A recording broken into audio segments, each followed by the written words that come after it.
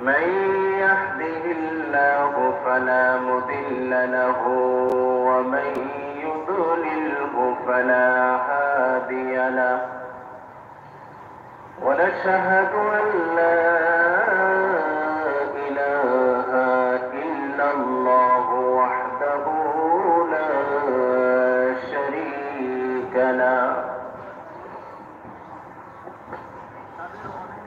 ونشهد أن سيدنا وسندنا وحبيبنا ومولانا محمدا عبده ورسوله الذي أرسله بالحق بشيرا ونذيرا وداعيا إلى الله بإذنه وسراجا منيرا أما بعد فقد قال الله تبارك وتعالى في كلامه المجيد وفرقانه الحميد أعوذ بالله من الشيطان الرجيم بسم الله الرحمن وسلموا تسليما اللهم صل على محمد وعلى آل محمد كما صليت على إبراهيم وعلى آل إبراهيم إنك حميد مجيد اللهم بارك على محمد وعلى آل محمد كما باركت على إبراهيم وعلى آل إبراهيم إنك حميد مجيد উপস্থিত সম্মানিত মুসলিয়ান কেরাম, মহান আল্লাহ তাআলার শাহী দরবারে শুকর আদায় করছি যে মহান আল্লাহ তাআলা আমাদের সবাইকে আল্লাহ তাআলার ঘর মসজিদে আসার বসার তৌফিক দান করেছেন। এজন্য সকলে দিল থেকে শুকর আদায় করি, বলি আলহামদুলিল্লাহ। আল্লাহ তাআলা বলেন, ইয়া আইয়ুহাল্লাযীনা উতুল কিতাবা আমিনু বিমা নাযালনা মুসাদ্দিকান লিমা মা'আকুম লিমা মা'আকুম মিন ক্বাবলি আন نطمس وجوها فنردها على أدبارها أو نلعنهم كما لعنا أصحاب السبت وكان أمر الله مفعولا الله تعالى قال يا أيها الذين آمنوا لوك شكر যাদেরকে এই কিতাব তোমাদের কাছে মজবুত পূর্ববর্তী কিতাবের সত্যতা স্বীকার করে ঈমান আনো সে সময় আসার আগে যখন আমি পাপিষ্ঠদের চেহারা বিকৃত করে উল্টো করে দিব, অথবা ইহুদীদের মতো শনিবারের অবমাননাকারীদের প্রতি আমি যেভাবে অভিশাপ দিয়েছিলাম সেইভাবে তোমাদের উপর বিপর্যয় আসার আগে তোমরা ঈমান আনো। আর আল্লাহ তাআলার হুকুম সে তো অবধারিত। এখানে আল্লাহ তাআলা আমাদেরকে একটা জিনিসের প্রতি আদেশ করেছেন, আর আদেশকে যারা অমান্য করবে তাদের দুইটা শাস্তির কথা বলেছেন। আদেশটা হচ্ছে আল্লাহ তাআলা পৃথিবীর সব মানুষদেরকে উদ্দেশ্য করে বলতেছেন যে আমি মুহাম্মদ সাল্লাল্লাহু আলাইহি সাল্লামের প্রতি যে কিতাব নাজিল করেছি তার উপর তোমরা ঈমান আনো। এই আয়াত প্রসঙ্গে একজন সাহাবী রাদিয়াল্লাহু আনহু বর্ণনা করেন, নবী করিম সাল্লাল্লাহু আলাইহি সাল্লাম ইহুদিদের কয়েকজন নেতাদের সঙ্গে ঈমানের ব্যাপারে আলোচনা করতেছিলেন, তাদেরকে ঈমানের প্রতি আহ্বান জানাইতেছিলেন। তখন একটা পর্যায়ে গিয়ে তারা অস্বীকার করে বসে। তখন আল্লাহ তাআলা এই আয়াত নাযিল করেন এবং বলেন, হে মানুষেরা, যাদেরকে আমি কিতাব দিয়েছি, তোমরা সেই গ্রন্থের উপর ঈমান আনো যা আমি মুহাম্মদ সাল্লাল্লাহু আলাইহি সাল্লামের উপর নাযিল করেছি। কেননা এই কিতাব পূর্ববর্তী কিতাব সমূহের সত্যতা প্রকাশ করে। আল্লাহ তাআলা ইতিপূর্বে যত আসমানি কিতাব নাযিল করেছেন, কোরআন সেই সব কিতাব সমূহের পূর্ববর্তী কিতাব সমূহের সত্যতা ঘোষণা করে এবং পূর্ববর্তী যে সমস্ত কিতাব, সেই সমস্ত কিতাবে কোরআনের কথা, নবী মুহাম্মদ সাল্লাল্লাহু আলাইহি সাল্লামের কথা উল্লেখ ছিল এবং কোরআনেও পূর্ববর্তী নবীদের কথা, পূর্ববর্তী কিতাব সমূহের কথা উল্লেখ রয়েছে। অর্থাৎ কোরআন পূর্ববর্তী নবী এবং কিতাব সমূহের সত্যতা ঘোষণা করে, সেগুলোকে সত্যায়িত করে। তো আল্লাহ তাআলা কোরআনুল কারীমের প্রতি ঈমান আনার জন্য বিশ্ববাসীকে উদাত্ত আহ্বান জানাচ্ছেন। আল্লাহ রাব্বুল আলামিন কোরআনুল কারীমের অন্য জায়গায় বলেন, রব্বানা ইন্নানা সামি'না মুনাদিয়ান ইউনাদি লিল ঈমানি আন আমিনু বিরাব্বিকুম ফাআমান্না। আল্লাহ তাআলা, আমরা শুনেছি একজন আহ্বানকারী ঈমানের দিকে আহ্বানের, আমরা সেই আহ্বানে সাড়া দিয়েছি এবং ঈমান এনেছি। সেই আহ্বানকারী ছিলেন নবী মুহাম্মদুর রাসূলুল্লাহ সাল্লাল্লাহু আলাইহি সাল্লাম, আর তিনি আহ্বান করেছিলেন কোরআনের প্রতি, ঈমানের প্রতি। আর যদি প্রশ্ন করা হয় কোরআনুল কারীমের মূল প্রতিপাদ্য কি, জবাব আসবে সেটা হচ্ছে ঈমান। কোরআন মানুষদেরকে ঈমানের প্রতি আহ্বান জানায়। তো আল্লাহ তাআলা বলতেছেন, তোমরা কোরআনের প্রতি ঈমান আনো, মানে কোরআনের উপর আল্লাহ তাআলা যে সমস্ত বিধিবিধান নাযিল করেছেন সেগুলোর প্রতি ঈমান আনো, আল্লাহর প্রতি ঈমান আনো, আল্লাহকে মানো। এই কোরআন হচ্ছে এমন একটি কিতাব, এই কোরআনুল কারীমে আল্লাহ তাআলা তিবিয়ানান লিকুল্লি শাইইন, সব কিছু সবিস্তারে আলোচনা করেছেন, বর্ণনা করেছেন। মানব জীবনের এমন কোন সমস্যা নেই যেটার আলোচনা কোরআনে নেই। কিন্তু আমরা তো প্রতিনিয়ত সমস্যায় পড়ি, কিন্তু সেটার সমাধান আমরা কোরআন থেকে খুঁজি না। কারণ কোরআন তো পড়াও জানি না, যদি জানি কোরআনকে বোঝার চেষ্টা করি না, জানার চেষ্টা করি না, অথবা যারা জানে তাদের কাছেও আমরা জিজ্ঞেস করি না। অথচ কোরআনের সব কিছু রয়েছে, সব আলোচনা, পূর্বাপর সমস্ত জ্ঞান কোরআনের মধ্যে রয়েছে। এজন্য আমাদের জীবনে যখনই কোনো সংকট আসবে, বিপর্যয় আসবে, মুসিবত আসবে, আমরা কোনো প্রবলেম ফেস করব, তখন তার সমাধানটা আমরা কোরআন থেকে খুঁজে নেওয়ার জন্য চেষ্টা করব। কোরআনে এই ব্যাপারে কি বলা হয়েছে? এজন্য আল্লাহ রাব্বুল আলামিন বলেন, ইয়া আইয়ুহাল্লাযীনা উতুল কিতাবা আমিনু বিমা নাযালনা মুসাদ্দিকান লিমা মা'আকুম।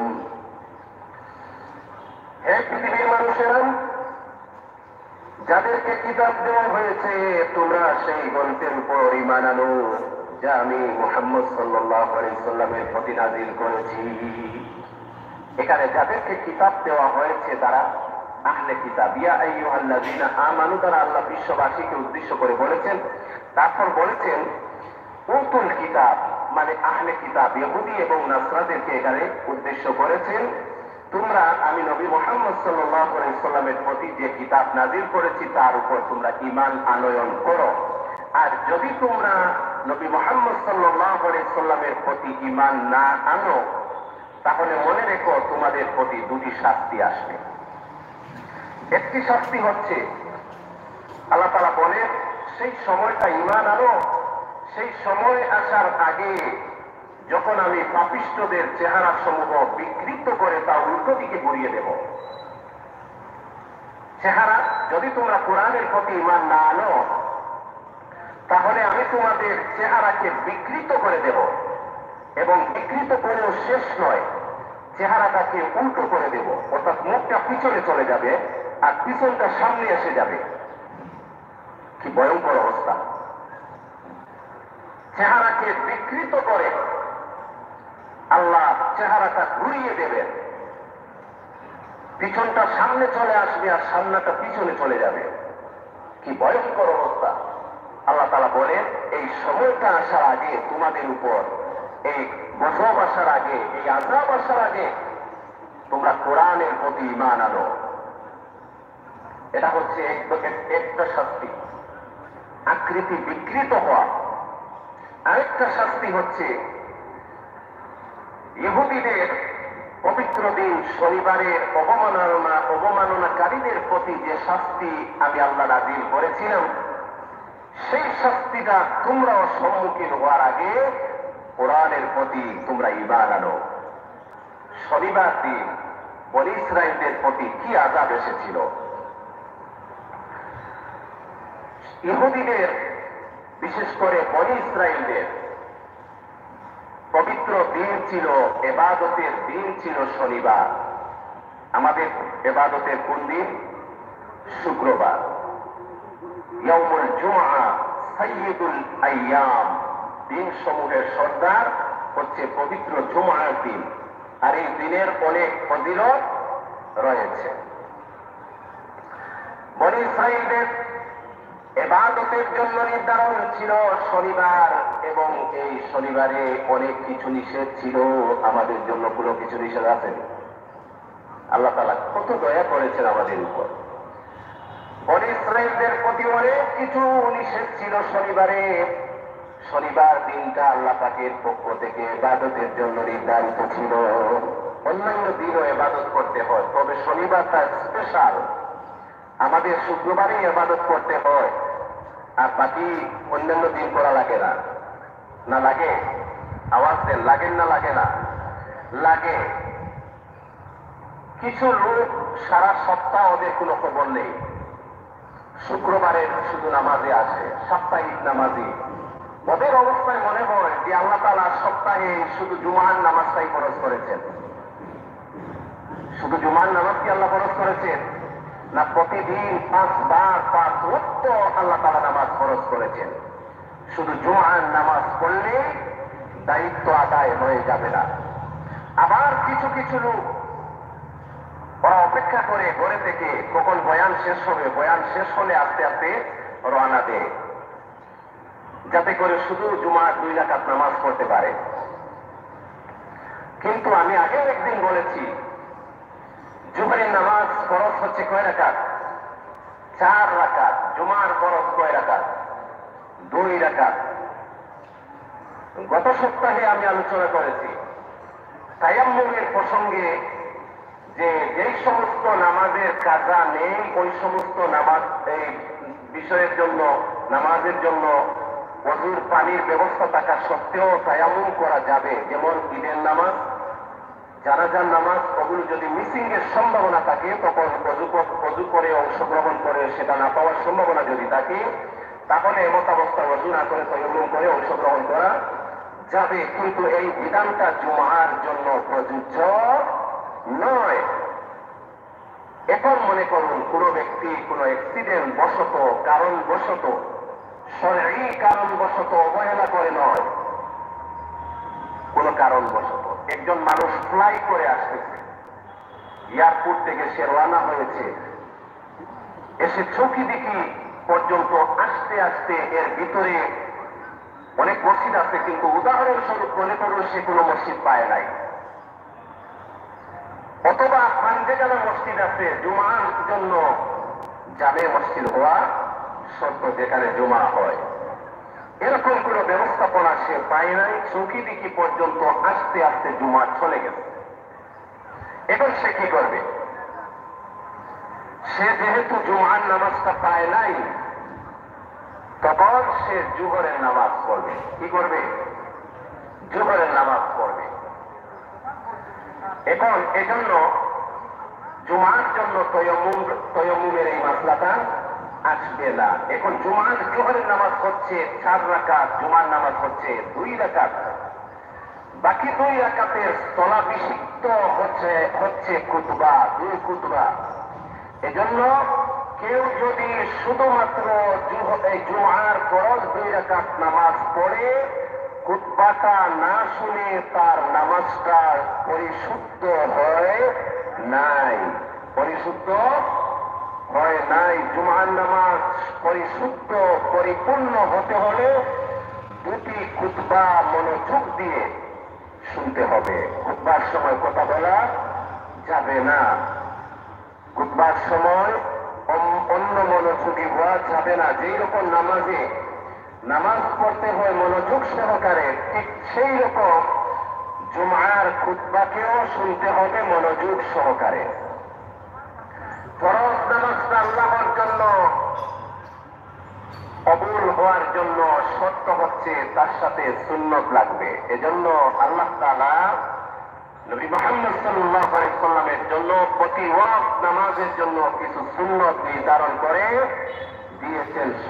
ফরজ নামাজটার পরিপূরক সুন্নতটা কি? ফরজ নামাজের পরিপূরক। আপনার বাসায় একজন মেহমান আসছে, আপনি তাকে চা দিয়েছেন, চার সাথে লগে একটা ফ্রিজ দেন, সেই সাথে সেটা ক্যারি করার জন্য সৌন্দর্য বর্ধনের জন্য একটা ট্রেতে করে নিয়ে আসেন। সেটা ইজিলি সেই মানুষটা যাতে পান করতে পারে তাকে একটা টেবিলে করে সুন্দর করে সাজিয়ে দেন। এত সব ব্যবস্থা শুধু এক কাপ চা এনে হাতে করে দৌড়াইয়া দিলেই তো হতো, কারণ এটা শিষ্টাচার বহির্ভূত।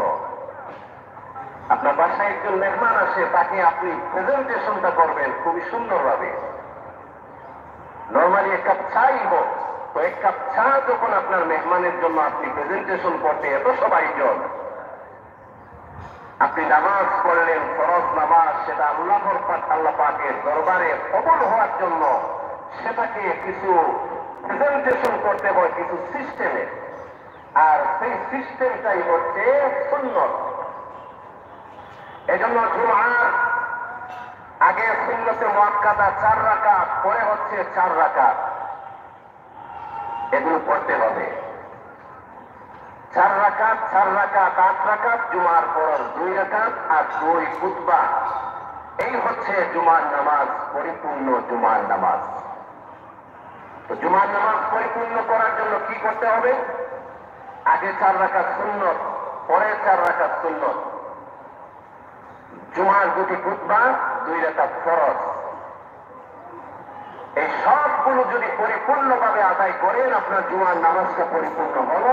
এর থেকে যদি কোনো একটা ছুটে যায় আপনার নামাজটা পরিপূর্ণ হয় নাই। তবে কেউ যদি আজানের সাথে সাথে জুমার সুন্নতটা ঘর থেকে পড়ে আসে পারবে, তারপর এসে জুমার খুতবা শুনলো, ফরজ পড়লো, আবার যদি ঘরে গিয়ে জুমার পরের 4 রাকাত সুন্নত পড়তে পারে, এইরকম গিয়ে পড়বে, কোনো বেড়াচ্ছে কোনো ঝামেলায় পড়বে না। ঘরে যাওয়ার পর সাধারণত কত ধরনের ঝামেলা থাকে, কোনো ঝামেলা ছাড়াই নিজ ঝামেলায় পড়তে পারবে, এরকম নিশ্চয়তা, নিজের প্রতি কনফিডেন্স যদি থাকে, তাহলে সেই ব্যক্তি ঘরে গিয়ে পড়তে পারবে। তো আমরা যে আলোচনায় ছিলাম, বনী ইসরাঈলদের প্রতি শনিবার দিন অনেক কিছু নিষেধ ছিল। এর মধ্যে থেকে সাগর উপকূলে, বিশেষ করে লোহিত সাগর উপকূলে কিছু লোক বাস করত, ওদের পেশা ছিল মাছ ধরা। আল্লাহ তাআলার নবী দাউদ আলাইহিস সালাম তাদেরকে নিষেধ করলেন, শনিবার দিন তোমরা মাছ শিকার করো না। যেহেতু ওদের প্রধান পেশা ছিল মাছ ধরা, তাই ওরা শনিবারে কিছু ফাঁক পেতে রাখতো, কিছু গর্ত খনন করে রাখতো, কিছু খাল খনন করে রাখতো, কিছু জাল তৈরি করে, জাল দিয়ে ফাঁক তৈরি করে রাখতো, যাতে করে শনিবার দিন মাছগুলো ফাঁদে আটকা পড়ে, সেটা শিকার করতো রবিবারে। মানে শনিবার দিন সরাসরি শিকার না করলেও কৌশল অবলম্বন করত। সেটাও আল্লাহ পাক পছন্দ করেন নাই, সেটা আল্লাহ পাকের আদেশ অমান্যর মধ্যে পড়ে। যার কারণে নবীর কথা শুনে নাই, আল্লাহ পাকের কথা শুনে নাই, যার জন্য তাদের উপর আল্লাহ পাকের পক্ষ থেকে গজব আসলো। কি গজব? যেই সমস্ত লোক এইসব কাজে অংশগ্রহণ করেছিল, যারা বেশি অপরাধ করেছিল, আল্লাহ পাক তাদের আকৃতি বিকৃত করে তাদেরকে শুকরে পরিণত করে দিলেন, নাউজুবিল্লাহ। আর কিছু লোককে আল্লাহ বানরে পরিণত করে দিলেন, নাউজুবিল্লাহ। এই হচ্ছে ইসলামের ইতিহাসে মানুষ থেকে বানর হওয়ার ঘটনা। এটা বনি ইসরাঈলদের ঘটনা। তৎকালীন সময় যিনি নবী ছিলেন তিনি হচ্ছেন দাউদ আলাইহিস সালাম। ওনার প্রতি যে কিতাব নাযিল হয়েছিল সেটার নামটা বলুন তো? জবুর। কি কিতাব? জবুর। প্রধান 4টা কিতাব, এর মধ্যে থেকে জবুর নাযিল হয়েছিল দাউদ আলাইহিস সালামের উপর। এই হচ্ছে বানর থেকে মানুষে রূপান্তর হওয়ার ঘটনা। এখন ডাবিউন সাহেবের একটা থিওরি, যেটা আমাদের দেশের কিছু বুদ্ধিজীবীরাও সেটা লালন করে, এর মধ্যে থেকে একজন হচ্ছেন ডক্টর জাফর ইকবাল স্যার। এখন মানুষ নাকি আগে বানর ছিল, বানর থেকে বিবর্তনবাদের মাধ্যমে মানুষের রূপান্তর হয়েছে। আর সেটার কারণ হিসেবে উল্লেখ করা হয়েছে বানরের এবং মানুষের জিনেটিক অনেক মিল রয়েছে। বাস্তবে মানুষের সাথে বানরের অনেক মিল আছে। মানুষের ব্লাডের মধ্যে গ্রুপ আছে, A positive negative, B positive B negative, O positive O negative, AB positive AB negative. ঠিক তেমনি ভাবে বানরেরও সেই রকম রক্তের গ্রুপ রয়েছে। তাহলে প্রশ্ন আসতে পারে, বানরের রক্ত কি মানুষকে দেওয়া যাবে অথবা মানুষের রক্ত কি বানরকে দেওয়া যাবে? এটা বানরের রক্ত মানুষের জন্য, মানুষের রক্ত বানরের জন্য উপযোগী, এই পর্যন্ত বিজ্ঞানীদের কোনো রিপোর্ট এখনো আসে নাই। তবে বিজ্ঞানীরা এই ব্যাপারটা নিয়ে গবেষণা চালিয়ে যাচ্ছেন।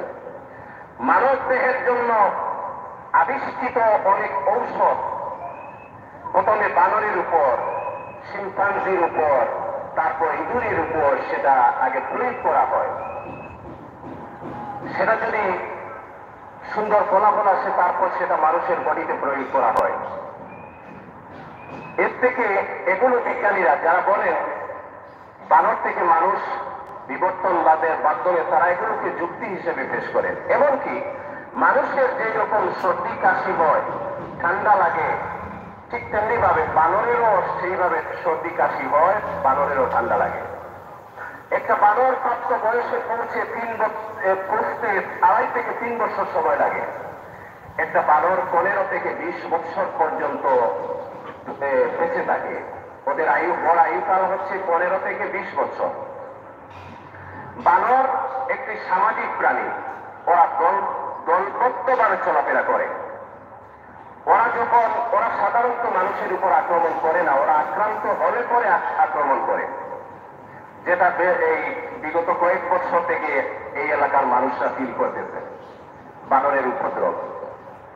বানর দলগতভাবে চলাফেরা করে, তাদের দলের একজন প্রধান থাকে এবং দল প্রধানকে চিনার পরিচয় হচ্ছে সে লেজ উঁচু করে হাঁটে।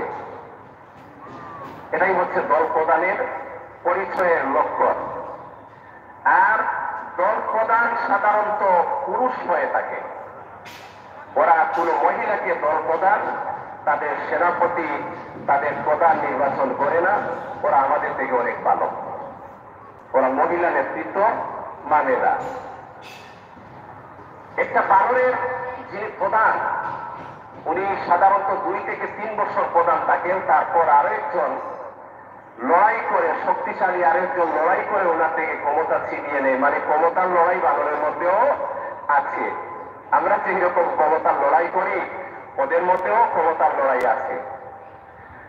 যাক, এই কারণে এই হচ্ছে বানরের মানুষ বানরের পরিণত হওয়ার ঘটনা। তারপর সেই মানুষ যারা বানর হয়েছিল, শুকুর হয়েছিল, ওদের পরিণতি কি হয়েছিল? ওরা এই অবস্থাতে কয়েকদিন থেকে ওরা সবাই মৃত্যুবরণ করেছে। ওদের পরবর্তী অনেকে মনে করেন সেই যে বানর হয়েছিল, বর্তমান বানর মনে হয় তাদের প্রজন্ম না, তাদের বংশধর না। ওই সমস্ত বানর এবং শুকরগুলো ওরা কিছুদিন এই অবস্থায় থেকে তারপর ওরা মৃত্যুর মুখে পতিত হয়। আর সেই সময় বানরও ছিল, শুকুরও ছিল। এই হচ্ছে মানুষ থেকে বানরের রূপান্তরিত হওয়ার ঘটনা। আর ডারউইন সাহেবের যে বিবর্তনবাদের মতবাদ, এটা সম্পূর্ণ ভিত্তিহীন, সম্পূর্ণ কোরআন হাদিস বিরোধী, ইসলাম বিরোধী। কোন মুসলমান এটা কখনো সমর্থন করে না এবং বিশ্বাস করে না। যদি কেউ বিশ্বাস করে তাহলে তার ঈমান থাকবে না। আল্লাহ সুবহানাহু ওয়া তাআলা এখানে বলেছেন যারা কোরআনকে অবিশ্বাস করবে, কোরআন অবিশ্বাসীদের দুটি আযাব আসবে, তাদের উপর দুটি গজব আসবে। একটি হচ্ছে তাদের আকৃতিকে, চেহারাকে বিকৃত করে পিছনের দিকে ঘুরিয়ে দেওয়া হবে। 2 নম্বরে হচ্ছে বনী ইসরাঈলদের প্রতি শনিবার দিন অবমাননা করার কারণে, শনিবারের আদেশকে অমান্য করার কারণে যে আযাব এসেছিল, অর্থাৎ ওরা যে রকম বানর হয়েছিল, ঠিক তেমনি ভাবে কোরআন অবিশ্বাসকারীদেরকেও আল্লাহ বানরে রূপান্তরিত করে দিবেন।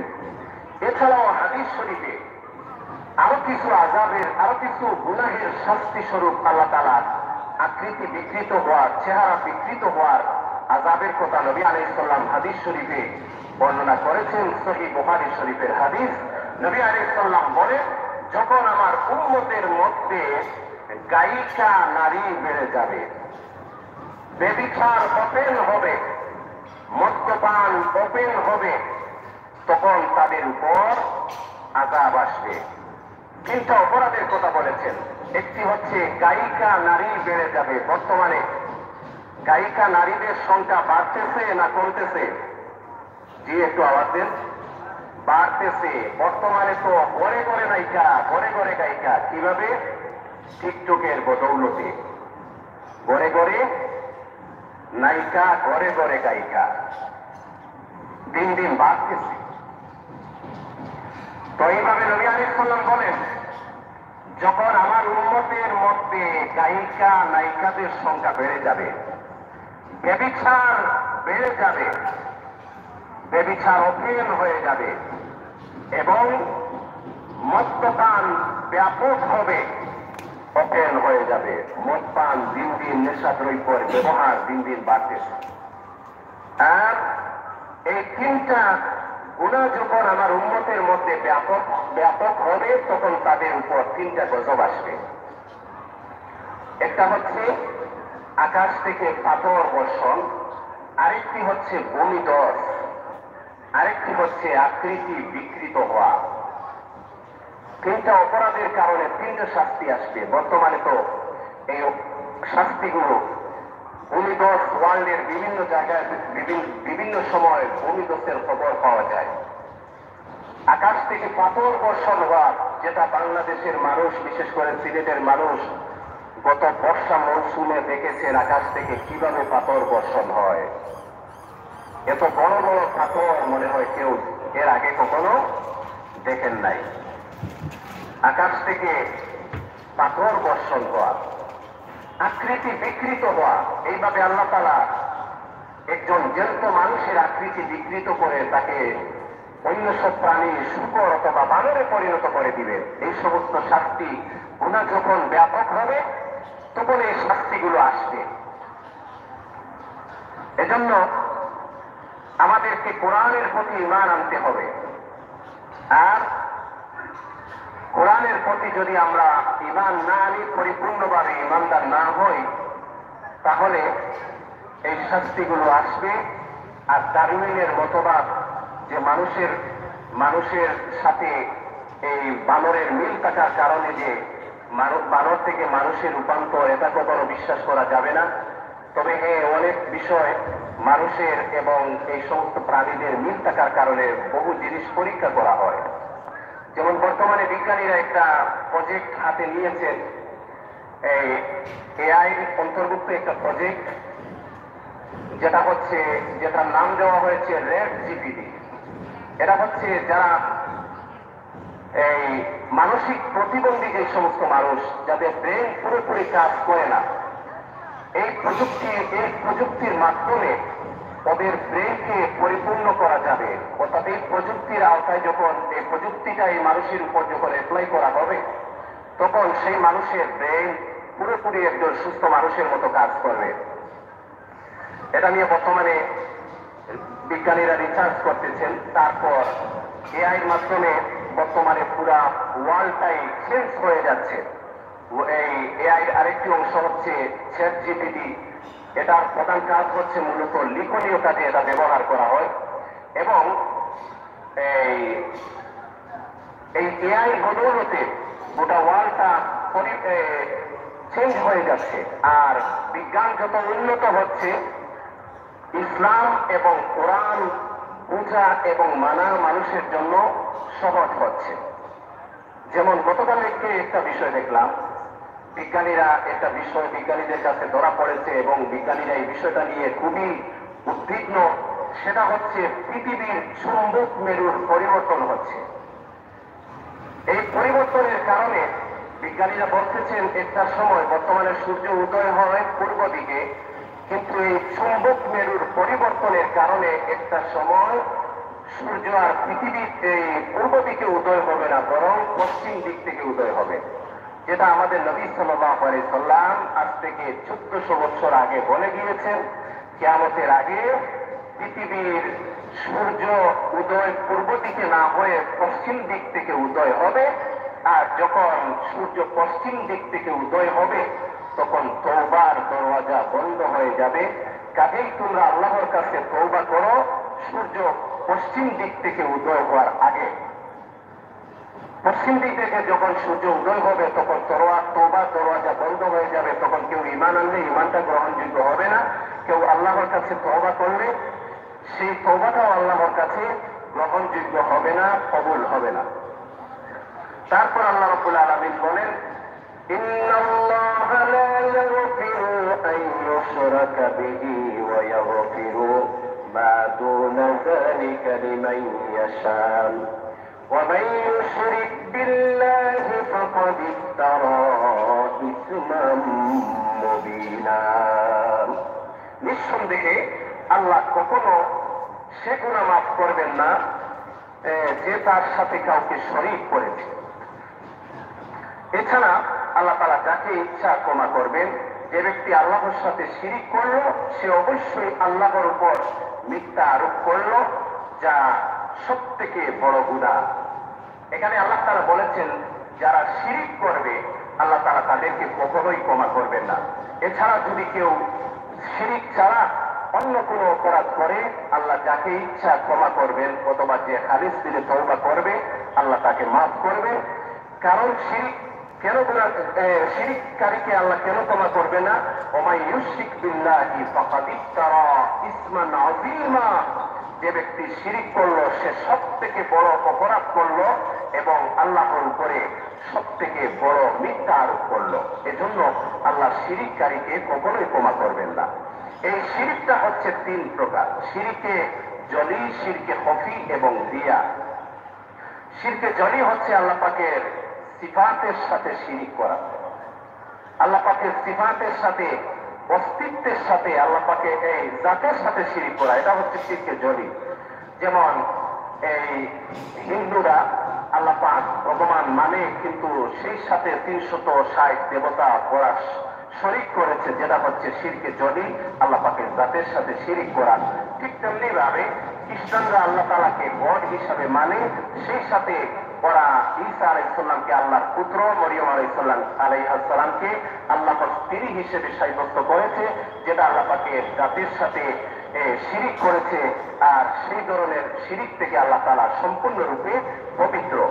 ঠিক তেমনি ভাবে ইহুদিরা হযরত উযাইর আলাইহিস সালামকে আল্লাহর পুত্র হিসেবে সাব্যস্ত করেছে, যেটা হচ্ছে আল্লাহ পাকের জাতের সাথে শিরিক করা। আর এই সমস্ত শিরিক থেকে আল্লাহ তাআলা পরিপূর্ণভাবে পবিত্র। আল্লাহ তাআলা বলেন, কুল হুয়াল্লাহু আহাদ, হে নবী আপনি বলুন আল্লাহ এক, অদ্বিতীয়। আল্লাহ পাকের সমতুল্য, সমকক্ষ, তার মতো কেউ নেই। এবং লাম ইয়ালিদ ওয়া লাম ইউলাদ, তিনি কাউকে জন্ম দেন নাই, তাকে কেউ জন্ম দেয় নাই। অর্থাৎ জন্ম দেওয়া আর সৃষ্টি করা হচ্ছে ভিন্ন জিনিস। আল্লাহ তাআলা আমাদের সবাইকে সৃষ্টি করেছেন এবং মা বাবা আমাদের জন্ম দিয়েছেন। সেইভাবে আল্লাহ তাআলাকে কেউ জন্ম দেয় নাই, আল্লাহ তাআলাকে কেউ সৃষ্টিও করে নাই। আর আল্লাহ পাকের সিফাতের সাথে শিরক করা হচ্ছে, যেমন আল্লাহ তাআলা তিনি অসীম ক্ষমতার মালিক, এইভাবে আল্লাহর সমতুল্য, আল্লাহর মতো শক্তিশালী কাউকে মনে করা, অতএব কোন দেবতাকে মনে করা। তারপর আল্লাহ তাআলা অদৃশ্যের বিষয় জানেন, গায়বের খবর আল্লাহ তাআলাই জানেন। আলিমুল গায়ব, তিনি হচ্ছেন অদৃশ্যের সম্পূর্ণ খবরাখবর জাননেওয়ালা। নবীও আলিমুল গায়ব না, নবীকে যতটুকু জানিয়ে দেওয়া হয়েছে নবী ততটুকুই জেনেছেন, উনি আলিমুল গায়ব না।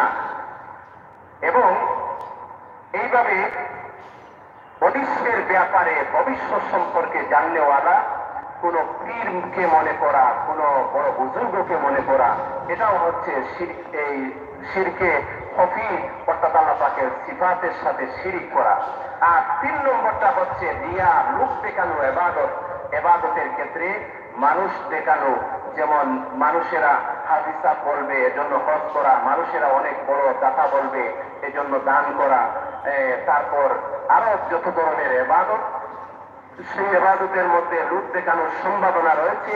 ওই সমস্ত ইবাদতের ক্ষেত্রে আল্লাহর জন্য করা, মানুষের জন্য করা, এটা হচ্ছে লোক দেখানো, রিয়া, যেটাকে বলে শিরকে খফির অন্তর্ভুক্ত। তো আল্লাহ রাব্বুল আলামিন সব ধরনের শিরিক থেকে পবিত্র, আর তিনি শিরিককারীকে কখনো ক্ষমা করবে না। এজন্য আমরা যারা মুসলমান, আমরা আল্লাহর সমকক্ষ, সমতুল্য কাউকে মনে করব না, এমনকি কোনো পীর মাশায়েখ, কোনো বুজুর্গকেও না, অর্থাৎ কোনো খাজা বাবাকেও না। এবং ইবাদত করব একমাত্র আল্লাহ পাকের জন্য, সেখানে কোনো রিয়া থাকবে না, কোনো অহংকার থাকবে না, একমাত্র আল্লাহ পাকের সন্তুষ্টি অর্জনের জন্য আমরা ইবাদত করব। তারপর আল্লাহ রাব্বুল আলামিন বলেন, আলাম তারা ইলাল্লাযীনা ইউযাক্কুনা আনফুসাহুম বালিল্লাহু ইউযাক্কি মান ইয়াশাউ ওয়া লা ইউযলামুনা ফাতিলা। হে নবী, তুমি কি তাদের অবস্থা দেখোনি যারা নিজেদের খুব পবিত্র মনে করে, অথচ একমাত্র আল্লাহ তাআলাই যাকে ইচ্ছা তাকে পবিত্র করেন। যারা অহংকারী তাদের উপর বিন্দু পরিমাণও, যারা অহংকারী তাদের উপর বিন্দু পরিমাণও জুলুম করা হবে না। অর্থাৎ আল্লাহ তাআলা এখানে বলতেছেন, হে নবী, তুমি তাদেরকে দেখোনি যারা নিজেদেরকে খুব পবিত্র মনে করে, অর্থাৎ নিজেদেরকে খুব বড় মনে করে, খুব পবিত্র মনে করে, কিন্তু বাস্তবতা হচ্ছে আল্লাহ তাআলা যাকে গুনাহ থেকে পবিত্র করবেন সেই হবে বাস্তবিক পক্ষে পবিত্র, আর আল্লাহ তাআলা যাকে ইচ্ছা তাকেই তিনি পবিত্র করেন, তাকে তিনি মাফ করে দেন। এজন্য আমরা সবসময় আল্লাহর কাছে ক্ষমা প্রার্থনা করব। আর যারা অহংকারী, আল্লাহ পাক তাদের উপর জুলুম, যারা আল্লাহ পাক যারা অহংকারী তাদের উপর বিন্দুমাত্র জুলুম করবেন না। অর্থাৎ যারা অহংকার করবে তারা অহংকারের ফলাফলটাই ভোগ করবে। আল্লাহ পাক তাদের উপর কখনোই জুলুম করবেন না। যারা অপরাধ করবে তাদের উপর কখনো জুলুম করবেন না। দুনিয়াতে তারা যতটুকু কামাই করবে ততটুকুই পাবে। আল্লাহ তাআলা জালিম নন, তিনি কারো উপর বিন্দুমাত্র জুলুম করেন না। وآخر دعوانا الحمد لله رب العالمين. اللهم آمين. ربنا ظلمنا أنفسنا وإن لم تغفر لنا وترحمنا لنكونن من الخاسرين. ربنا فاغفر لنا ذنوبنا وكفر عنا سيئاتنا وتوفنا مع الأبرار. يا الله يا رحمن يا رحيم يا حي يا قيوم. أي الله تبي غفار تبي غفور تبي رحمن تبي رحيم, তুমি তাওয়াব তুমি সত্তার। আল্লাহ আমরা গুনাহগার, আল্লাহ শয়তানের ধোঁকার মধ্যে পড়ে নফসের উপর জুলুম করে ফেলেছি। আয় আল্লাহ, নফসের উপর জুলুম করে ফেলেছি। আয় আল্লাহ আমাদেরকে মাফ ফরমাও। আয় আল্লাহ আমাদেরকে যদি মাফ করে দাও, আয় আল্লাহ তোমার রব্বিয়তের একটুও কমবে না। আল্লাহ যদি মাফ না করো আপনার একটুও বাড়বে না। আয় আল্লাহ যদি আমাদেরকে মাফ না করো, আয় আল্লাহ আমরা জাহান্নামের জ্বালানি হিসেবে সাব্যস্ত হয়ে যাব। আল্লাহ আমাদেরকে মেহেরবানি করে মাফ ফরমাও রব্বুল আলামিন। আয় আল্লাহ আমরা গুনাহগার, আয় আল্লাহ স্বীকার করতেছি আমরা ভুল করেছি, অন্যায় করেছি, অপরাধ করে ফেলেছি। আল্লাহ সমস্ত জিন্দেগির গুনাহের উপর লজ্জিত হয়ে তওবা করলাম। আল্লাহ আমাদেরকে মাফ করবা, আমাদের তওবারে কবুল করবা।